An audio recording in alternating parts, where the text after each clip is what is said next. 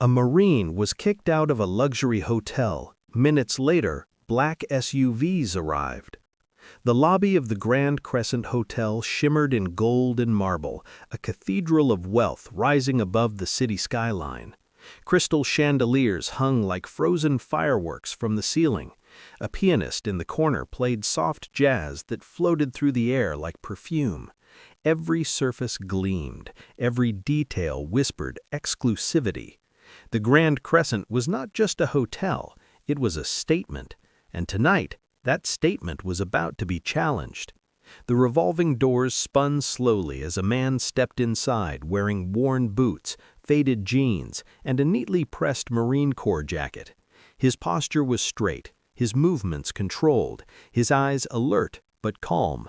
Staff at the front desk noticed him immediately. So did several guests sipping champagne near the bar. He didn't look like their usual clientele. His name was Daniel Mercer, Sergeant Daniel Mercer, United States Marine Corps. He had returned from overseas deployment just 3 days earlier. His duffel bag rested against his leg as he took in the marble floors and towering columns. He wasn't there to make a scene. He wasn't there to impress anyone. He was there because someone else had insisted he stay there. A gift, they had said. A thank you. Daniel approached the front desk. The receptionist, a sharply dressed man named Trevor, looked up and paused for half a second too long. That half second said everything. "Good evening, sir," Trevor said, forcing a professional smile. "How may I assist you?" Daniel placed a printed confirmation on the counter. "Reservation under Mercer?" Trevor glanced at the paper, then at Daniel, then back at the screen. His fingers moved across the keyboard. "I'm afraid there must be some mistake," he said after a moment. "We don't appear to have availability matching this reservation." Daniel remained calm. "It was booked a month ago, presidential suite, 3 nights. Trevor's smile thinned. "Sir, the presidential suite requires a verified VIP profile." Daniel blinked once. It was prepaid. Trevor adjusted his tie. "Yes, well, sometimes reservations are flagged." Daniel's eyes sharpened slightly. "Flagged for what?" Before Trevor could answer, a woman in a designer gown approached the desk from the side. "Everything all right here?" she asked, eyeing Daniel's boots. Trevor's tone shifted subtly. "Just resolving a booking discrepancy." The woman's gaze swept over Daniel again. "This is a private establishment." Daniel picked up on the implication instantly.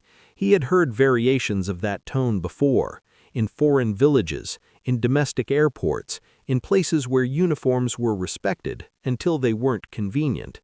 "I have confirmation," Daniel said evenly. Trevor inhaled quietly. "Sir, I'm going to have to ask you to step aside while we verify this matter." Daniel didn't move. "Is there a problem with my reservation?" Trevor lowered his voice. "The problem, sir, is that this hotel maintains a certain standard." The words hung in the air. The pianist stopped playing mid-note. A few guests glanced over more openly now.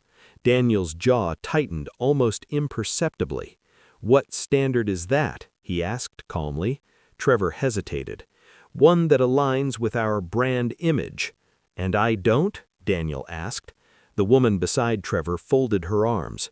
"We simply don't want disturbances." Daniel gave a faint, humorless smile. "I just spent 8 months ensuring there weren't disturbances in places most of your guests can't pronounce." Trevor's patience snapped. "Sir, I'm going to have to ask you to leave." Daniel studied him for a long second. "On what grounds?" "Dress code violation," Trevor said quickly. Daniel glanced down at his jacket. The eagle, globe, and anchor insignia gleamed faintly under the chandelier lights. This jacket was presented to him during his promotion ceremony. It represented more than fabric. It represented sacrifice. Trevor gestured toward the doors. "Now, please." Daniel felt dozens of eyes on him, some curious, some judgmental, a few sympathetic.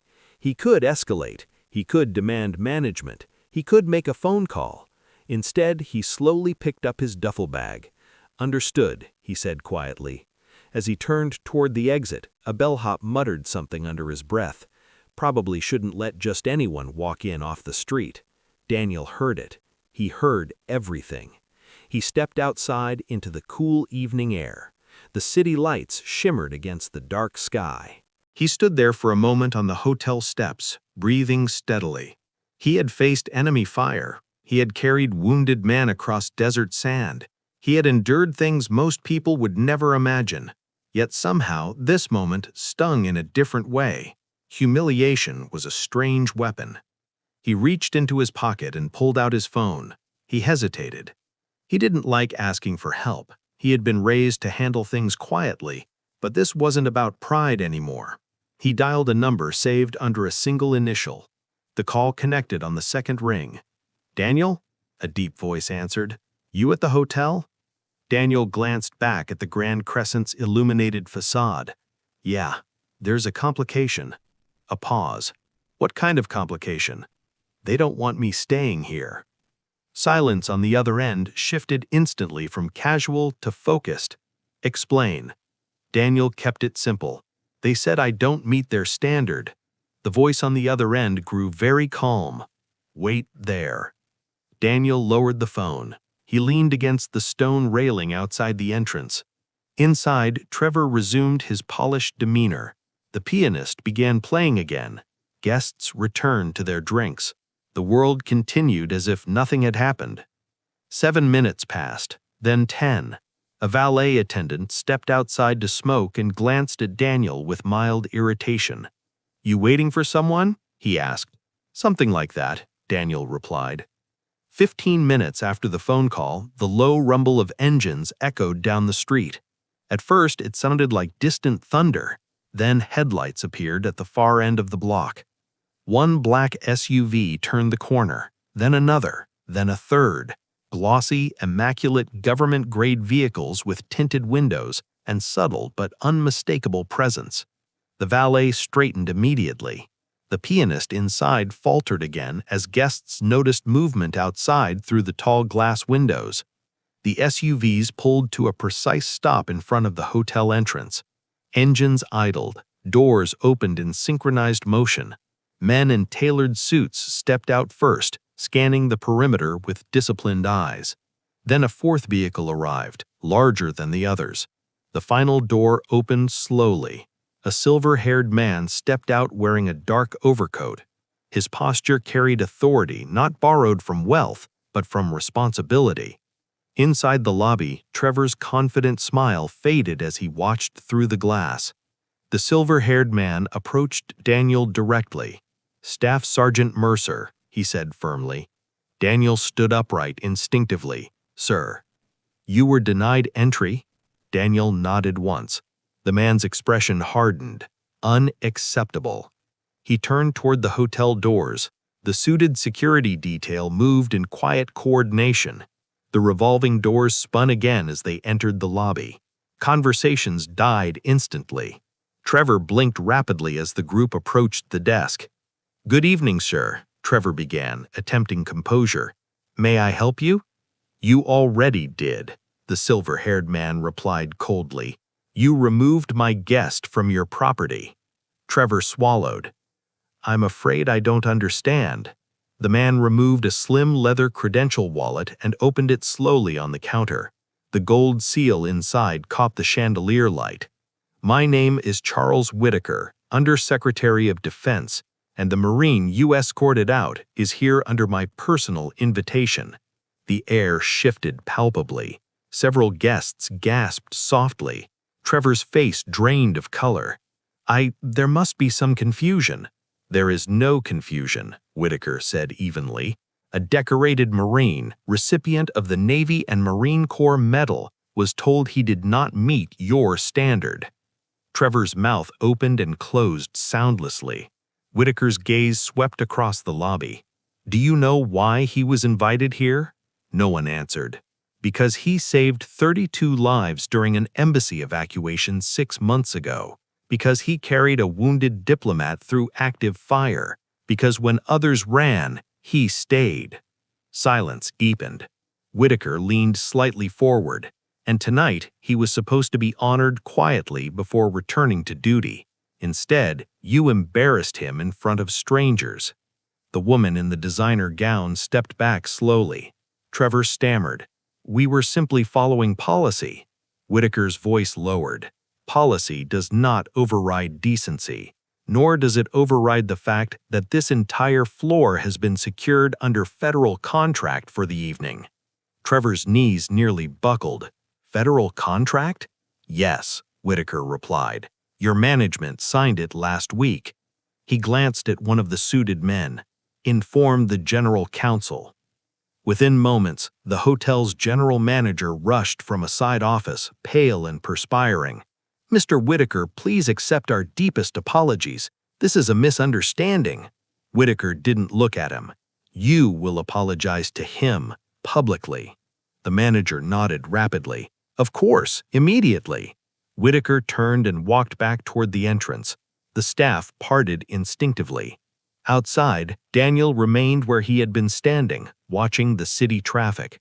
The manager hurried out, nearly tripping on the steps. "Staff Sergeant Mercer, sir, please accept our sincerest apologies. There has been a terrible mistake." Daniel looked at him calmly. "I was told I didn't meet the standard." The manager's face flushed. "That comment was inappropriate and unacceptable. You are not only welcome here, you are our honored guest." Daniel studied him for a long moment. Behind the manager, guests watched through the glass, expressions transformed from judgment to awe. Daniel picked up his duffel bag again. "I don't need special treatment," he said quietly. The manager nodded desperately. "Of course not, just respect." Daniel stepped inside once more. This time, the lobby felt different, not because of power, because of truth revealed.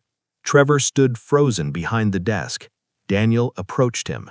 "You ever serve?" Daniel asked softly. "No." Daniel nodded once. "I hope you never have to understand what that jacket costs." Trevor lowered his eyes. "I'm sorry." Daniel didn't respond. Whitaker placed a firm hand on Daniel's shoulder. "Ready?" Daniel exhaled slowly. "Yeah."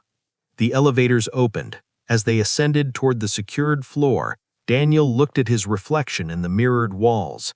The same boots, the same jacket. Nothing had changed, except now the room understood its value. Down below, the pianist resumed playing, but the melody felt different. Conversations were hushed, thoughtful. Outside, the black SUVs remained parked as silent reminders. Respect is not about appearances, it is about awareness. And sometimes, when dignity is tested, consequences arrive not with noise, but with engines quietly idling at the curb.